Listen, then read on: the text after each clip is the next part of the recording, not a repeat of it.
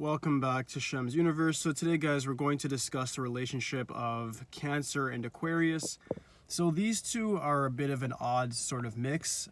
Cancer is, of course, what we have as our cardinal water sign. They're the major innovators, the initiators. They're the people that really like to get things done economically and through a relationship. They want to make sure that their family lineage is secure, and they want to always make sure that safety and security is of utmost importance in whatever aspect it is in their life. Aquarius is the opposite of that perspective. Aquarius is all about, they're the innovators as well, but they're more so on the conceptualization of it. They're very intellectual. They're people that want to make a change in the world. They're the political reformers, and they're just the type of people that do not go with the orthodox lifestyle of the white picket fence with 2 kids. So in an intimate relation between these two, I'd give it about 40%. The reason being is these two don't typically see eye to eye when it comes to how an intimate relationship should work. The Cancer, like I said, is the very ideological version of what you want to see in a relationship. They have the moon there. They are very nurturing people, whether that be a man or a woman. They'll be quite nurturing. They're the type of people that want to make sure that their partner is always feeling safe and secure with them. They'll flatter their partner. They'll tell them things to make sure that they're comfortable, and they'll then justify what they're saying through their actions to make sure that they definitely feel comfortable within the said relationship that they're in. With Aquarius, Aquarius is a very different entity. They are the type of people that want to have an unorthodox relationship. These are the type of people that would bring in like having an open relationship. A lot of the new versions of relationships that are going around now on social media. That's the type of things that the Aquarian age has actually brought, which is interesting. Because the age of Aquarius is all about understanding the new world, having your spiritual awakening. It's the governor of the 11th house. So when you get these two together, you get the conservative sort of with the liberal. You get the person that wants to liberate others, liberate themselves. They want to make social connections, and they are not people that want to really see things in a very basic way. They want to view things in different ways, and they can be sort of cold and callous about it in the eyes of a Cancer anyways. So when you get these two together, they can have a good communication style. They need to, my recommendation is travel a lot together so that they can actually see different parts of the world and then enhance their intelligence together and then grow intellectually and spiritually together. Without that variant, they're going to run into a lot of problems. The Cancer is not going to find the Aquarius affection enough. They're going to say that they're just not really fully dedicated to the relationship. And then that's going to lead to, of course, them breaking up in the very near future. The only way for this to actually work and for it to be supported is if, for one, you have a moon and ascendant sign that back up you guys' relationship. And then 2, you do some compromise, meaning the Aquarius person needs to sort of calm down their unorthodox view of the world by actually still doing things to make sure that the Cancer feels safe and secure. And the Cancer needs to give the Aquarius more freedom in order so that they can explore and dominate the world the way in which they're supposed to. Because both of these energies are necessary for our world to be balanced in the way in which it is. You need Aquarius sort of people to actually bring forth new ideas and then make sure we have new inventions in this world. They're responsible for technological advancements and the new age thinking. With Cancer, they're the ones who make sure that our rites of passage remain the same, our cultural norms are still prevalent, and they make sure that us as a society still remains quite sane. So these guys are both on the same coin but display different sides, for lack of a better word there. The only way, like I said, for these guys to work is for that compromise to take place. My conclusion on it, it's about 40%. Next, we have the business sort of relation. These guys can do anything under the sun when it comes to a business.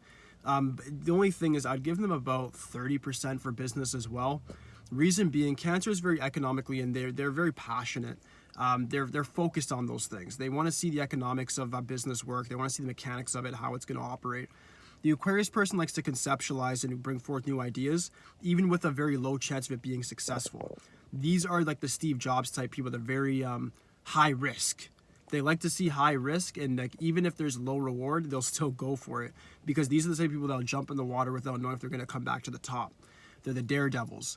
And we need these type of people in the business world in order to get new organizations built. Things like Amazon and Apple wouldn't have been built without this sort of energy prevalent in the world. So what we have here is 2 people that may or may not get along in business. Again, compromise would be necessary. It would be best if the Cancer person sort of micromanages the Aquarius in regards to saying, hey, you have great ideas, but let's conceptualize this into a very realistic manner to actually get things done in a step-by-step orientation. This is sort of what the Capricorn was doing for the Cancer, but now the Cancer has the opportunity to do that for another sign known as Aquarius.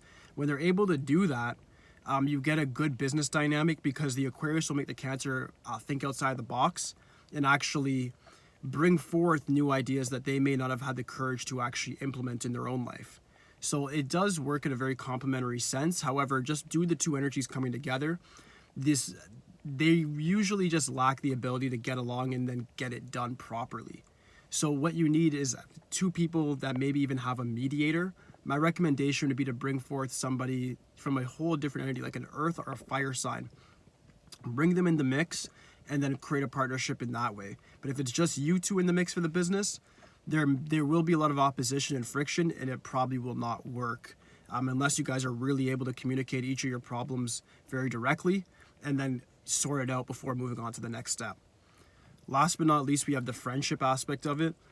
For friendships, usually this stuff works quite well. Aquarius and Cancer, on an acquaintanceship, I'd give it the highest, about 65 to 70%. Reason being, you guys don't have to be around each other every day. Cancer loves a great conversation. Cancer people are very intellectual as well. They like to read, they like to research. And when you get Cancer alongside Aquarius, you're going to get two people that really view the world in two different ways, but they can have deep discussions and debates about it and then leave not feeling too hindered, especially if it's on that sort of level of relationship. If it was a different level where they're on an intimacy or a business, then it's like, no, this is affecting my future, screw you, and they're not going to be able to really get along and move forward.